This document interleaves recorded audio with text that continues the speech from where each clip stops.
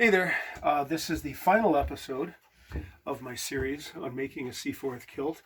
I'm just pulling the basting out now. I saved the basting, but that's just me being thrifty.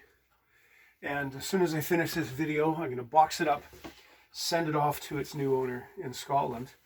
And it's funny because I kind of put this video off for a couple of days because the old analogy of teaching my granny how to suck eggs comes to mind, because I've made this kilt for a retired Seaforth Islander, a retired W01, Warrant Officer First Class, who was literally wearing Seaforth kilts before I was even thought of. But I justify this because he knows what he's doing. But I justify this presentation because this isn't the kilt. It isn't the same kind of kilt that he was issued all those years ago, back in the 50s, I believe. Primarily, when you put your kilt on, addressing him directly, when you put your kilt on, you're going to find this kilt doesn't come as high up your body as it did before. And that's because Army kilts are measured, they measure to the natural waist, and that's where they put the strap and buckle. And then they add something they call the rise, and sometimes it's a couple of inches. I've seen pictures of soldiers in the Great War where their kilts were literally up into their oxters. The oxter is the armpit, if you don't speak the language.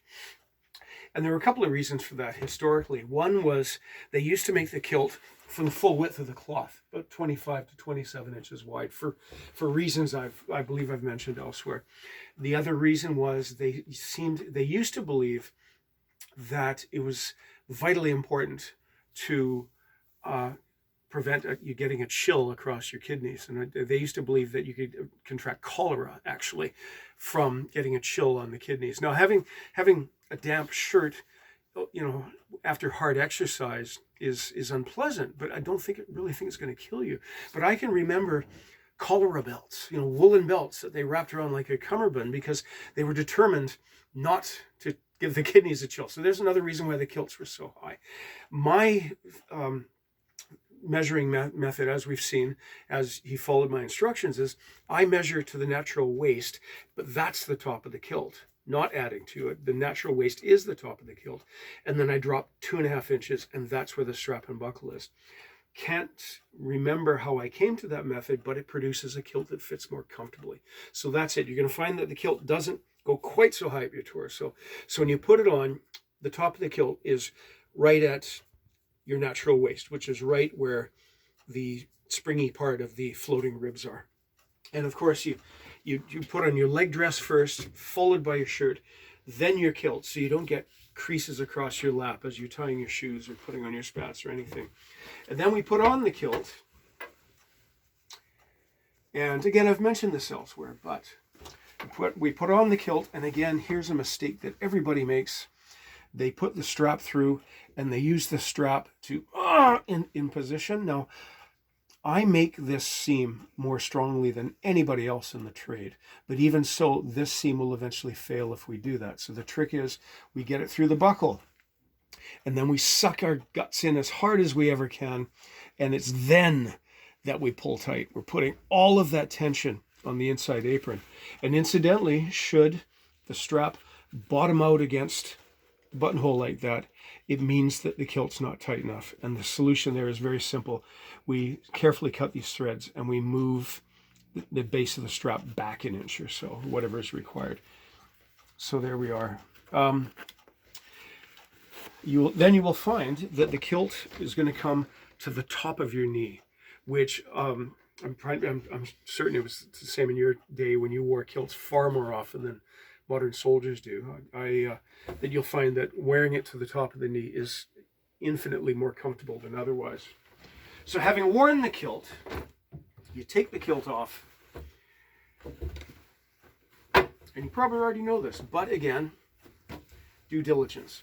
You take the kilt off, you lay it out, and you let it completely gas off. If you've worn it for an hour, if you've worn it for a day or several days, it picks up a bit of moisture from the body. So we lay it out and we let, at least overnight, and we let it air out. Every once in a while, I will check the pleats looking for little balls of lint, which I'm always afraid are going to subsequently turn out to be moth larvae. and just give it an inspection. We do not dry clean the kilt. Dry cleaning is the enemy of wool. We let it dry out. If you spill a drink, or if you have a stain on it, if you spill a drink, we flush it with water. If we get a manky with food, we sort of spot clean it with a hand cloth and some soap. If you ever have a question, comment, or concern over the life of the garment, I'm here to answer the questions because I'm your tailor and you can come to me for advice. But do not dry clean the kilt. We just allow it to air out as long as it takes. We inspect it for stains and such like that. We deal with the stains by spot cleaning. And then when it's thoroughly dry, because if we've made the kilt damp by doing a spot clean, we have to leave it out again until it's dry. But then when it's dry, we roll it up. I haven't put loops on the kilt for exactly that reason, because I don't want you to use a pants press. I don't want you to hang it by loops. I want you to roll it up. The reason why we don't hang it is as you wear this kilt, it's going to get more comfortable as it shapes itself to you. It'll take a little while, a few wearings, but it'll start to shape itself to you and become more comfortable. But that also means that I've tailored in 2 dimensions for your 3-dimensional form.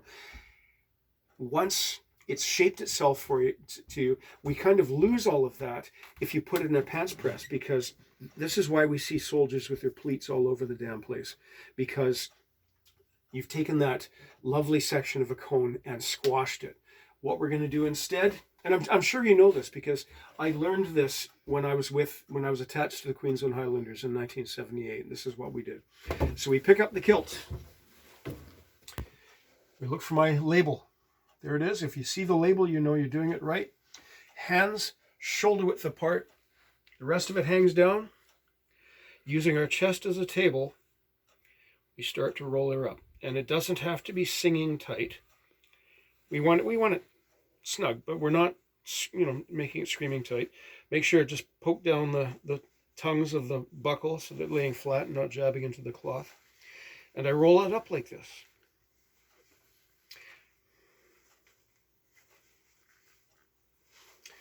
And there it is. So the top is even, it's fairly snug, and that means we can put it in a drawer, we can put it in a cedar chest or something like that. We can fold it in half and ship it to the other side of the planet, and when it gets there, it'll be ready to be worn. It'll be ready, it'll be at a standard that'll pass a rigorous inspection. So there we go. I wish you many happy years of use and enjoyment of your new kilt. And again, if you ever have the least question, comment, or concern, I'm right here. So there we go. Caberfait.